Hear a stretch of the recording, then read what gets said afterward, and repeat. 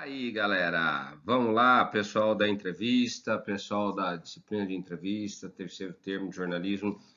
Como eu havia conversado com vocês, né, na nossa última aula, a gente fez o atendimento online, a gente vai começar a ver nessa aula de agora a questão das entrevistas em coberturas difíceis. Eu dei o nome para essa aula de entrevistas em coberturas caóticas, né? Como é, por exemplo, a questão do coronavírus agora, dessa pandemia que a gente tem vivido, né?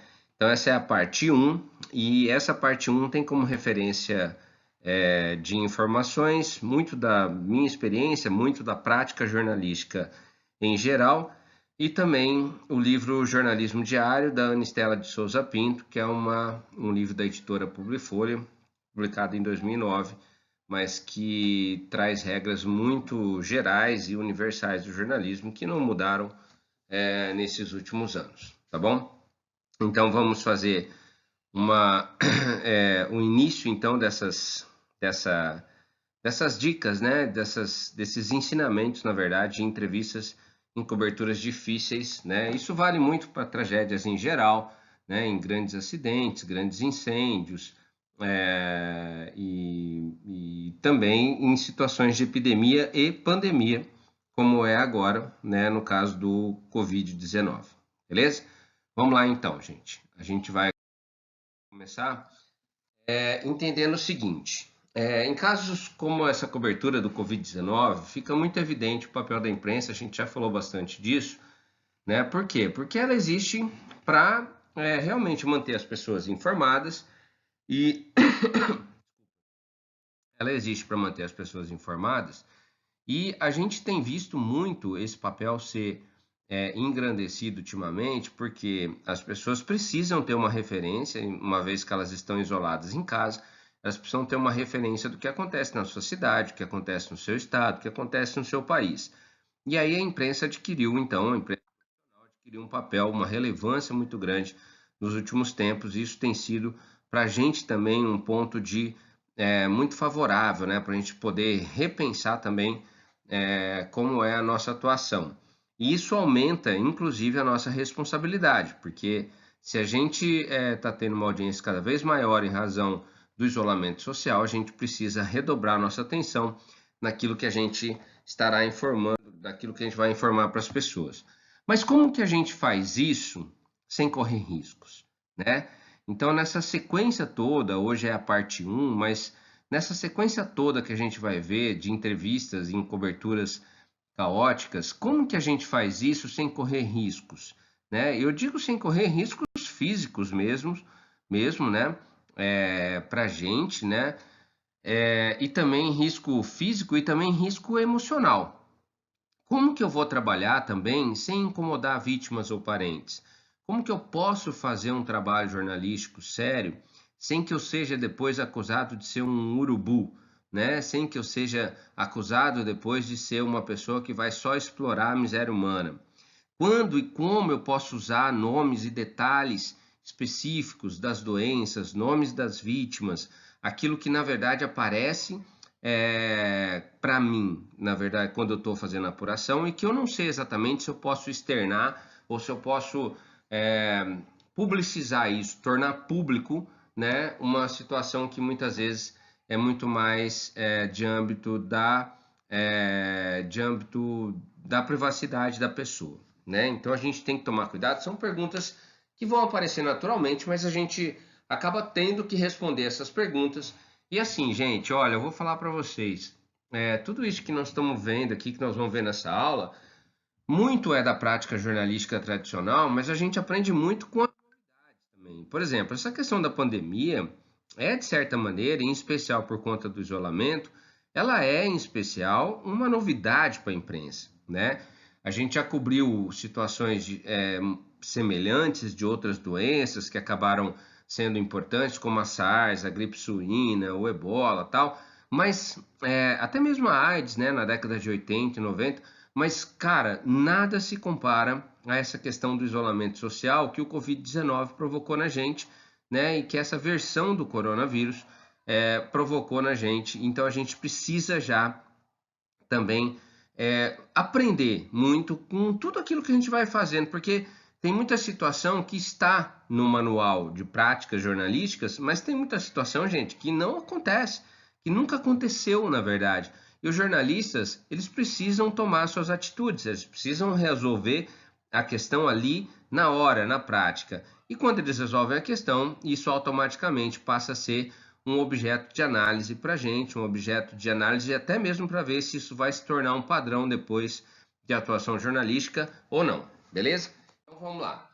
De cara, eu tenho duas certezas, isso segundo a Ana Estela de Souza Pinto, no livro do Jornalismo Diário. A primeira certeza é a principal responsabilidade do jornalista é com seus leitores e com o interesse público. Então, não é com governos, não é com autoridades em geral, não é com empresários, não é exatamente com a sua família.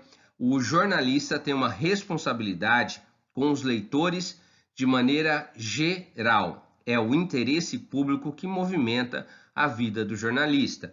Então, muitas vezes eu tenho sim que bater de frente com empresários. Muitas vezes eu tenho sim que bater de frente com autoridades. Por quê? Porque quem mais precisa da informação não tem acesso a essa informação se não for pelo jornalista. Quer dizer, é o jornalista que é o olho dessa pessoa, é o jornalista que é a voz dessa pessoa, é o jornalista que é o ouvido dessa pessoa. Então essa é a nossa responsabilidade social e nós devemos sim um retorno, nós devemos uma resposta para essas pessoas que estão lá nas suas casas, assustadas e que precisam de uma informação de qualidade. Por pior que seja essa informação, por mais que essa informação possa doer, por mais que essa informação possa causar algum tipo de prejuízo financeiro ou econômico, desde que seja verdade, ela precisa ser apresentada. Desde que seja verdade, ela precisa ser apresentada. Por isso que os jornalistas estão nas ruas, simplesmente para cumprir o seu papel de sua função social, ou seja, sua função social é ser responsável socialmente, é ajudar a sociedade a se manter, né, e a caminhar também. Então essa é a primeira certeza. A segunda certeza que nós temos numa situação de cobertura caótica é o que o filósofo grego Ésquilo disse certa vez, em que ele falou o seguinte: em momentos de guerra, a primeira vítima é sempre a verdade. Gente, por que a primeira vítima é sempre a verdade? Porque normalmente a gente pode ter, de forma consciente ou não, de forma deliberada ou não, momentos em que se encobre essa verdade. Essa verdade muitas vezes não aparece tão facilmente quanto a gente espera. E isso a gente precisa ter essa noção enquanto jornalista, enquanto promotor da informação correta que vai para toda a sociedade.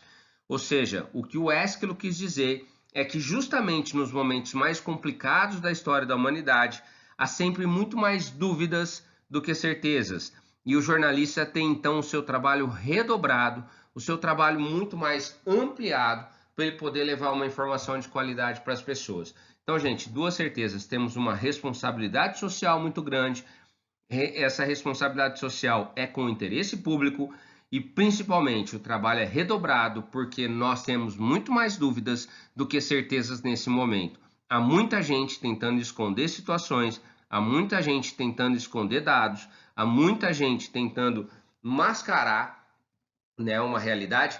E, gente, às vezes não é proposital, às vezes sim, mas às vezes não.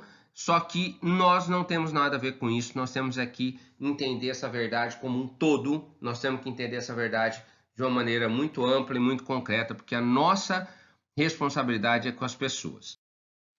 Atenção! Nas coberturas de desastres, pandemias ou questões humanitárias em geral, como guerras, ligue então, gente, todos os seus sinais de alerta. Essa talvez a grande preocupação que um jornalista tem que ter quando ele está diante de uma situação como essa, numa cobertura, num desastre, né? Ou seja, numa situação de guerra. Sinal de alerta. Nós temos isso naturalmente, nosso corpo já liga um sinal de alerta naturalmente quando ele precisa, quando ele está diante de uma situação difícil, quando ele está diante de uma situação de medo. Mas, cara, a gente, apesar de ter essa situação, essa sensação corporal sempre muito exacerbada nos momentos mais críticos, nos momentos de conflito, né? Porque a gente tende a tentar sempre sobreviver, o jornalista é um cara que tem que ter sentidos redobrados, ou seja, sinais de alerta ligados para que a gente possa realmente executar o nosso trabalho da melhor maneira possível. Isso significa que nós temos que sempre levar em conta dois verbos importantes nesse momento, gente. O verbo checar e o verbo atribuir. Em qualquer situação que eu vá fazer, em qualquer situação de entrevista, em qualquer situação de apuração técnica jornalística, eu tenho sempre que checar e atribuir. O que significa checar e atribuir? Vamos lá. Cheque e atribua até mesmo as versões oficiais. Checar é buscar provas, é buscar dados que comprovem aquilo que foi dito. Muitas vezes a pessoa diz, mas não consegue comprovar. Se não consegue comprovar, não é informação válida para nós, jornalistas. Por quê? Porque pode chegar capenga lá para o seu leitor, para o seu espectador, para o seu internauta. Ou seja, você tem que checar. A responsabilidade é sua, você é corresponsável por tudo aquilo que é dito. Além disso, se a pessoa fizer uma fake news para você ou der uma informação muito falsa, né, que é a mesma coisa, e você reproduzir, você é cúmplice de tudo aquilo que acontecer com essa pessoa, né, com tudo aquilo que a pessoa que recebeu essa informação tomar de decisão, ou seja, você é corresponsável pelas decisões erradas que as pessoas tomam quando recebem uma fake news. Isso se você mandou sem checar, sem documentar, sem provas. Então tem que ter prova. E sempre que você receber uma informação de alguém, atribua. Quem disse essa informação? Olha só essa frase, ó, essa pergunta. Quem disse isso? Foi você? Você que está bancando? Eu sempre reforço isso para meus entrevistados. Eu posso colocar isso no seu nome, posso colocar aqui, ó, fulano de tal, você que disse isso mesmo. Ou seja, é muito importante que isso aconteça, porque é comum também que as informações sejam dadas no calor dos acontecimentos e depois as pessoas falam assim, não foi bem isso que eu falei. Nós temos situações muito exemplares aí recentes em que as pessoas falam e de repente falam assim, não é bem isso que eu estou falando.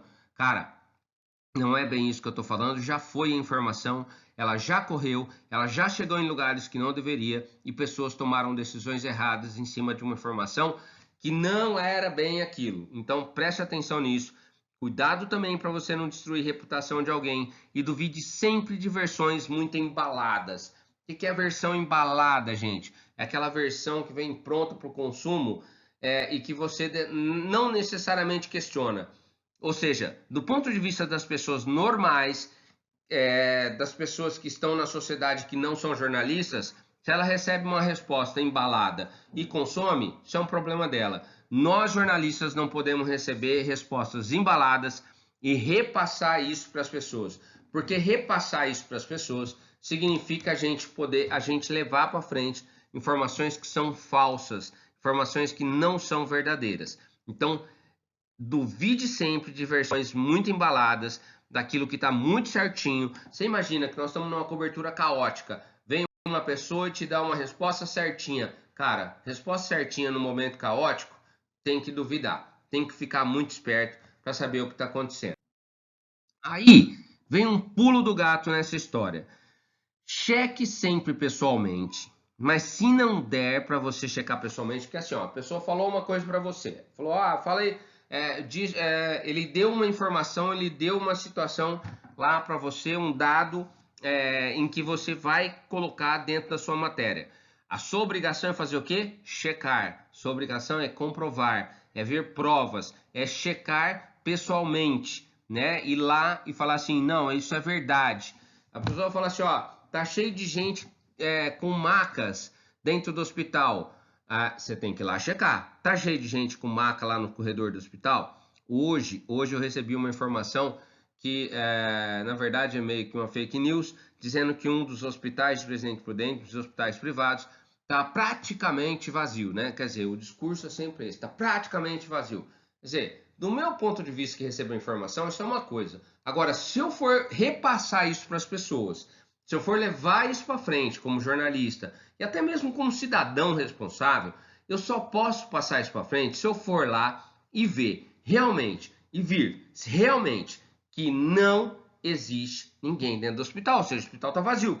Então, se eu não consigo comprovar isso, não posso repassar. Agora, se não der, vamos imaginar que não tem como você checar pessoalmente e você precisa dar essa informação para a pessoa. Faça as seguintes perguntas a quem está afirmando isso. Olha só, essas perguntas matam a pessoa no ninho, porque ela começa a ficar nervosa e ela começa a ficar preocupada em manter aquela informação. Aí você vai perguntar para ela assim: como é que você sabe disso?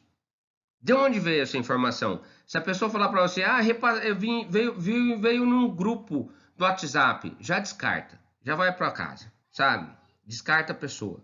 Se ela falar assim: não recebi porque mandaram para mim, eu vi outro dia, eu ouvi no ônibus. Descarta. Eu ouvi no trabalho. Descarta. Pessoa, você vai falar assim, você foi lá, você viu isso? Se a pessoa não foi e viu, já descarta também. Alguém lhe disse? Quem foi que te disse isso? Ah, foi a fulana de tal. Quem é a fulana de tal? Ela é uma pessoa importante? Ela tem um respaldo para dar isso? Cara, atribua a ela a declaração. E tem mais, hein? Se ela não responde isso para você direito, fala assim para ela, fala assim, tá bom, eu vou colocar no seu nome isso que você está dizendo. Então aqui, ó, foi fulana de tal que disse que tal coisa está acontecendo. Tudo bem? Cara, eu juro, garanto para você, corto minha mão direita, que quando você fizer essas perguntas para ela, ou então ameaçar colocar no nome dela uma declaração que ela não tem certeza, ela vai dizer para você assim, ó, é melhor você não colocar. Por que é melhor você não colocar? Porque é mentira, porque não tem fundo de verdade. Então não é você, jornalista, que vai passar isso para frente. Fique atento com isso, gente. Fique atento com isso. Você precisa ser um ser superior quando o assunto é fake news. Você precisa ser uma autoridade quando o assunto é fake news, ok? Fica atento com isso. Vamos lá. Como que eu entrevisto pessoas em situações que são delicadas? Tá? Muitas vezes eu tenho que realmente fazer entrevistas em momentos difíceis, em momentos que a pessoa está com dor, em momentos em que a pessoa está passando por uma situação difícil, em momentos em que a pessoa está passando por uma situação que ela nunca esperaria passar e que de repente aquilo aconteceu para ela. E como que eu vou fazer uma entrevista? A gente falou disso nas aulas anteriores, que é lógico, a gente não pode chegar lá igual aquela lenda urbana, mas que não é tão lenda, né? Porque existem sempre jornalistas que são irresponsáveis e acabam cometendo esse tipo de equívoco e muitas vezes nem são jornalistas, né? São muito mais aventureiros aí dentro da nossa profissão. Estava chegando para a pessoa que está lá no meio de um velório, falando assim, como é que está se sentindo, né? O seu irmão morreu essa semana, né? Você ficou muito triste. Quer dizer, são situações que acabam alimentando um pouco da nossa acabam alimentando um pouco aqueles urubus que ficam em cima da nossa profissão, né? Mas, cara, do ponto de vista profissional, quase dificilmente você faria uma pergunta dessa. Mas é preciso ter técnica também. É preciso ter uma situação em que você consiga se livrar, né, facilmente de um problema como esse e se livrar de forma profissional e conseguir passar por isso de forma profissional. Então, em situações de morte, em velórios, ou mesmo nos hospitais, gente, adote, primeiro, cara, uma postura calma. Espere que a informação chegue até você. Não chega lá no hospital, assim, esbaforido. Não chega no hospital dando carteirada. Não chega lá no velório dando carteirada. Não chega no velório com um bloquinho na mão, um gravador no outro, caneta na orelha. Meu, as pessoas vão se assustar. Elas vão falar assim, gente, mas que coisa mais inconveniente. Quer dizer, vá com calma. Às vezes você vai chegar, você vai receber informação e falar assim, olha, nós temos uma primeira vítima da doença tal aqui em Presidente Prudente. Você vai lá cobrir. Meu, você não pode chegar lá no hospital com nenhum louco, desvairado, falando assim, eu preciso dessa informação, eu quero isso, eu quero isso. Cara, quem faz isso é um idiota. Quem faz isso não serve para nada, é medíocre. Não é você. Você é um profissional e você vai com calma, você vai receber essa informação e você vai esperar que essa informação muitas vezes chegue até você. Por onde? Pelas fontes oficiais. Você foi lá no hospital, o hospital tem uma gerência, gente, tem uma diretoria, o hospital tem uma assessoria de imprensa, o hospital tem um comando, né? Quer dizer, tem ali uma situação que alguém vai te passar essa informação. Então não adianta você chegar lá batendo no peito do guardinha lá da frente, falando assim, quer saber quem foi que morreu? Eu falo, não sabe, e outro, ele não tem nenhum dever de dizer para você nada, né? Então, quer dizer, isso só atrapalha a tua vida, atrapalha muito também a tua imagem, né? Você vai começar a ficar a ser visto, na verdade, como uma pessoa, um profissional muito ruim. Então, toma cuidado com isso. Mantenha calma, espere que a informação chegue até você. Outra coisa, gente, pesquise o quanto puder sobre as vítimas. Você tem um nome da vítima? Vai lá, observe, procure saber nome, observe lá naquele momento em que você está cercado de pessoas que conhecem de repente a vítima. Ouça conversas paralelas, identifique o parente mais próximo, tá mais calmo. E aí você pode de repente pedir uma entrevista para ele. Eu já falei para vocês, muitas vezes em velório, eu não faço entrevista nenhuma, eu só ouço o que as pessoas estão dizendo, né? E ouvir o que as pessoas estão dizendo, obviamente que eu não vou publicar nada que eu não tenha provas, mas se eu ouço, por exemplo, uma impressão de alguém, assim, nossa, a pessoa era sempre muito boa, ela ajudava muitas famílias, tal, não sei o quê, eu já vou mais ou menos checando a informação e vendo se de repente tem uma razão nisso, se está ok, se está certo, e eu começo e eu consigo dar essa informação na matéria.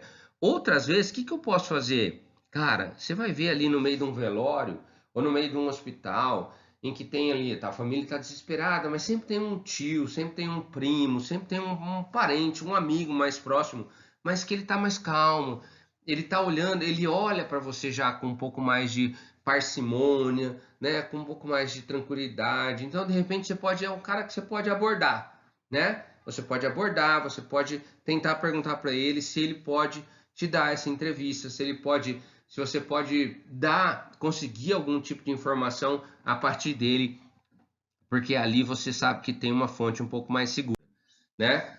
Outra coisa, você conseguiu entrevistar alguém, você conseguiu ter acesso a uma pessoa importante daquele que morreu, daquela vítima ou daquela pessoa que está internada, etc e tal. Gente, calma, não sai correndo também esbaforido, que nem um louco, não vai jogando 500 perguntas em cima da pessoa, porque você tem que respeitar o momento da pessoa. Respeite o momento dessa pessoa.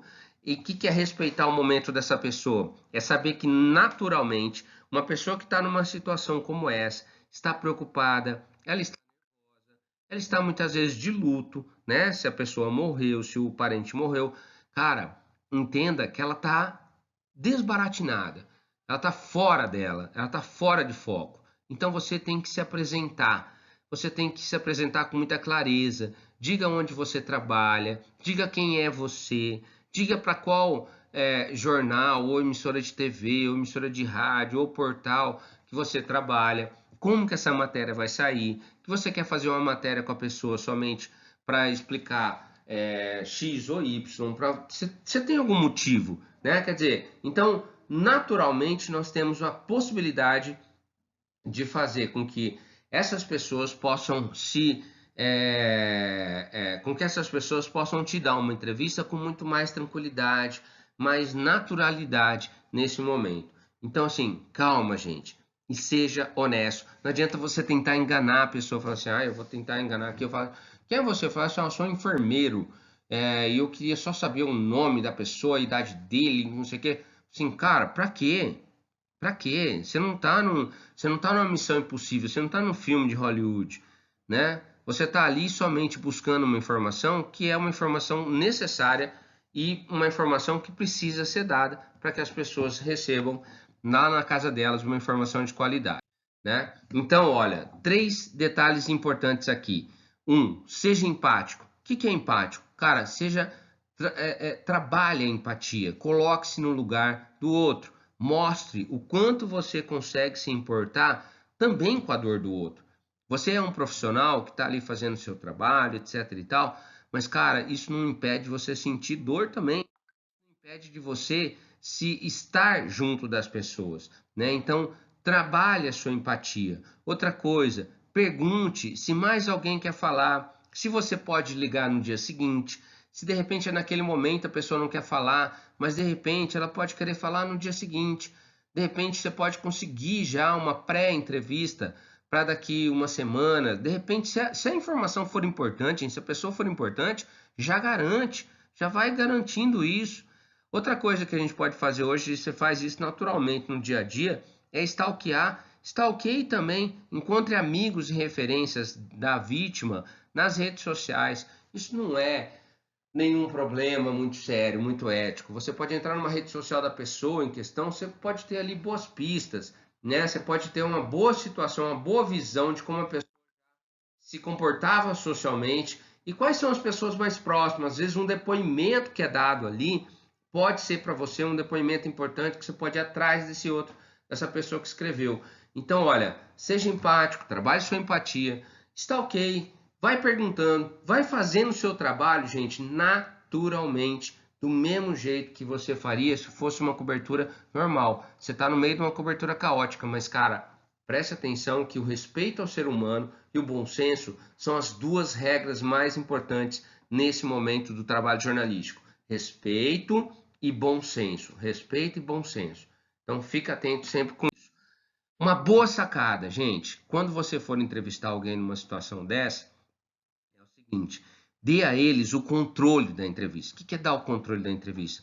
Pergunta onde e em que momento a pessoa quer dar a entrevista, né? Então, de repente, você tá ali no velório e a pessoa fala assim, cara, mas eu queria dar entrevista, mas eu não queria falar aqui, porque aqui tá tão difícil. Respeita, converse com ela, ofereça uma opção, saia dali, se for necessário fazer no mesmo dia, né? Saia dali, busque um espaço melhor, né? Dê a eles a impressão de que eles estão no controle da entrevista e não exatamente você, né? Pergunta se a pessoa que vai ser entrevistada quer que alguém fique perto dele. Às vezes ela não está se sentindo segura para estar sozinha. Pode ser um parente, pode ser um amigo, pode ser até mesmo um advogado, depende da situação de morte que aconteceu. O cara vai se sentir mais tranquilo e seguro para te dar informação. E afinal, o que você quer dele? Informação. Então isso fica mais fácil. Deixe, gente, também que ele fale. Deixe que ele fale. Deixe que ele. Você vai soltar as primeiras perguntas e, gente, deixa falar. Mesmo que haja aqueles momentos de silêncio que são intermináveis, aquele momento de silêncio é importante também. Ele pode, inclusive, entrar na sua matéria, né? Você pode descrever a situação em que isso aconteceu. Mas, cara, deixa às vezes o silêncio acontecer. Sabe por que você deixa o silêncio acontecer? Porque a pessoa está pensando, ela está refletindo, ela está maturando aquilo que ela vai dar para você. Então, toma um pouco de precaução nesse sentido. Mas, cara, deixa ela sacar, dê controle para ela. Comece a entrevista também com perguntas mais leves, entendeu? Perguntas mais abertas, sabe? Não faça pergunta muito incisiva, muito fechada. Pergunta fechada assusta uma pessoa dessa. Perguntas abertas fazem com que ele possa falar um pouco mais. Olha só que tipo de pergunta pode ser boa. Fale sobre a vítima. Fale sobre ela para mim, né? Como que ela era na escola? Como que ela era no trabalho? Como é que ela era lá em casa? Como é que ela era lá na igreja, né? Faça com que a pessoa desenvolva, na verdade, uma impressão que ela tem, que se não for cutucada por você, ela não vai falar naturalmente, né? Então, assim, faça com que aquela entrevista seja tudo, menos uma inquisição, menos um processo menos um julgamento, né? Menos um negócio ali que você sentou, alguém tá te massacrando com um monte de pergunta. Faça com que a situação seja a mais calma possível de novo, né? Calma, respeito, bom senso, né? Agradeça muito no final, coloque-se à disposição das pessoas. Logicamente que você não vai prometer nada que você não possa cumprir. Assim, pode deixar que nós vamos encontrar o assassino da sua filha. Assim, eu pensando comigo, eu falei, nossa, mas virou investigador agora, né? Calma, não é isso. Seu papel não é esse, né? Então, assim, pode deixar que nós vamos resolver, a sua vida vai ficar melhor. A senhora perdeu o seu marido, mas olha, nós vamos juntar doações, nós vamos levar comida na sua casa, blá, blá, blá, e vai falar tudo isso no dia seguinte, não sabe nem de quem é que a pessoa se trata. Então, quer dizer, gente, agradeça e coloque-se à disposição, mas à disposição real, né? Outro dia, uma vez eu falei assim para você, se você quiser ligar para mim depois, cara, porque eu fiquei tão chocado com a situação, foi uma morte tão grave, e eu falei assim, olha, se quiser ligar mais tarde para conversar, de boa, né? Sim, e aconteceu, né? A gente conversou, nós batemos um papo fora do trabalho e foi muito legal, bacana. A gente mostra um pouco mais de humanidade nisso, né, gente? Um pouco mais de empatia nesse processo. Onde que eu apuro informações? Se os parentes não vão falar, ou se os amigos não vão falar, aí eu tenho três chances, tá bom? Se eu estou numa cobertura caótica dessa, eu preciso entrevistar uma vítima, alguém que morreu, alguém que passou por uma situação XYZ, parentes não falam, amigos não falam, onde eu vou buscar isso? Bom, no local dos fatos, sempre é a polícia militar que está lá, tá? Então a polícia militar, se for um acidente, se for uma situação, um crime, alguma coisa assim, polícia militar que vai estar no local. Tá bom? Então, assim, se for uma situação de crime, um local de acidente, um incêndio, alguma coisa assim, bombeiro, polícia militar, enfim, polícia rodoviária, polícia ambiental, qualquer tipo das vertentes da polícia, eles sempre estarão no local dos fatos. Para além do local dos fatos, onde tem informação oficial, delegacia. Nos casos de crimes, né, ou de situações também de incêndios ou de algumas outras tragédias, sempre a polícia é levada a investigar as causas. Então, as informações oficiais acabam indo muito para a Polícia Civil. Então, a Polícia Militar, local dos fatos, Polícia Civil, que é quem investiga, aí já na delegacia, né, nas mais variadas delegacias.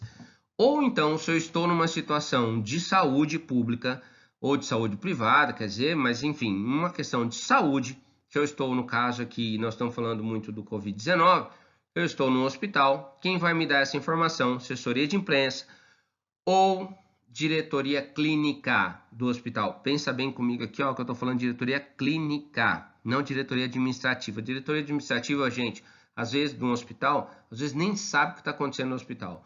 Quem sabe o que está acontecendo no hospital é a diretoria clínica.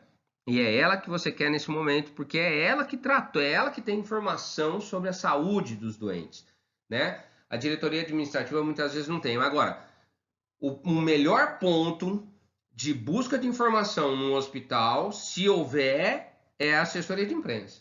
Se houver, né? Porque nem sempre tem. Mas se houver, assessoria de imprensa. É ele. A assessoria de imprensa é a sua ponte com a instituição. Então, você não precisa nem sofrer mais, ficar buscando muita coisa. Claro que depois você vai fazer outras entrevistas, vai buscar aí X, Y, Z. Ou às vezes você está entendendo que a assessoria está dificultando o seu trabalho. Beleza, você pode ir até atrás de outra pessoa. Agora, o pontapé inicial é com a assessoria. Porque se a assessoria for boa, ela vai te dar a informação necessária para você tocar o barco nesse processo, beleza? Outra coisa, a gente pode buscar informações com esses outros elementos aqui, mas nunca oficialmente. Veja que até o slide anterior era buscar informação sem ser com parente, mas aí oficialmente, né? Polícias e também assessorias de imprensa ou diretorias clínicas. Onde eu apuro informações, mas nunca oficialmente. Bom, eu sempre estou ali com conhecidos, estou com patentes mais baixas de polícia, ou então funcionários que às vezes não tem nada a ver com o momento, mas estavam ali. O que é funcionário que não tem nada a ver com o momento? Sei lá, o faxineiro que viu passar, o cara o guarda que viu passar tal coisa, o fulano que presenciou a crise ali acontecendo. Quer dizer, são pessoas que não vão me dar uma informação concreta, mas vão me dar boas pistas, né? Já vão me indicar, na verdade, o que aconteceu. Eu não posso usar muito essas fontes como fontes oficiais, mas elas já vão me dar uma informação, então, interessante nesse momento. Eu nunca dispenso ninguém, gente. Eu vou falando com todo mundo, desde que eu consiga depois provar aquilo que elas me deram. Mas se eu não conseguir provar, pelo menos eu já tenho algumas informações. A hora que eu chegar numa fonte oficial, eu vou dizer assim: mas eu tive uma informação lá fora que aconteceu tal coisa, a pessoa teve um ataque epilético antes de ser levada para emergência, é verdade? E o médico vai falar assim: nossa, você ficou sabendo isso como? Fala assim: lá fora. Vai falar: o senhor confirma? Confirma, ele teve mesmo um ataque epilético antes de ser levado para emergência. Pronto. Quer dizer, aquele conhecido que não era uma fonte oficial minha, não posso usar ele, já me foi útil para eu conseguir comprovar isso com a fonte oficial. Entende? Outra coisa que eu não posso usar muito oficialmente são redes sociais em geral. A rede social, como eu falei agora há pouco, é para a gente stalkear e buscar algumas informações ou algumas pessoas conhecidas. Mas, gente, fica atento, porque quase sempre a gente não é verdadeiro nas redes sociais, né? Então, não adianta você falar assim: é pessoa super bondosa, pessoa super carinhosa, gosta de todo mundo, tem muitos amigos. E na verdade, ela não é nada disso, né? Só que a imagem que ela coloca na rede social é isso. E a gente acaba às vezes cometendo um erro, né? A pessoa super ruim, é uma pessoa desgraçada, ela não serve para nada no mundo, mas ela tem uma imagem na rede social que pode ser muito bonita, né? E se a gente não tiver essa esperteza, a gente engole essa informação.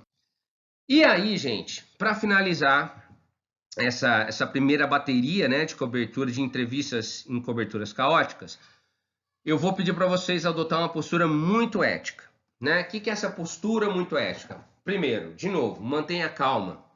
Mantenha calma. Não reaja a insultos. É muito normal, muito fácil, muito clássico que pessoas que estejam em situações delicadas, essas pessoas que estejam em situações muito delicadas, elas reajam, né? E elas insultem, elas queiram brigar, elas queiram dizer que você é um urubu, que você é um sem vergonha, que você não serve para nada, que você está ali só para sugar alguma coisa. Não reaja, faça a egípcia, né? Passa reto. Seja educado, mantenha sempre a calma. E se houve um mal-entendido, explique, tente explicar sempre. Refaça perguntas, se for o caso. Fale não com um sorriso no rosto.